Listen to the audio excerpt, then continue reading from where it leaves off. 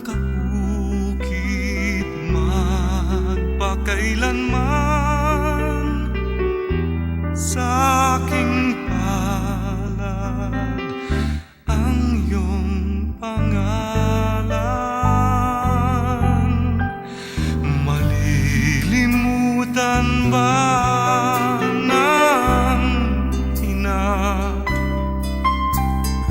ang anak na galing sa kanya? Sanggol sa kanyang sinapupunan, paano niyan matatalikdan? Ngunit kahit na malimutan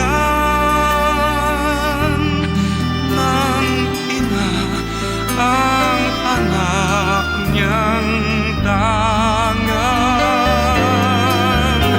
hindi kita malilimutan, kailan may di mababayaan. Hindi kita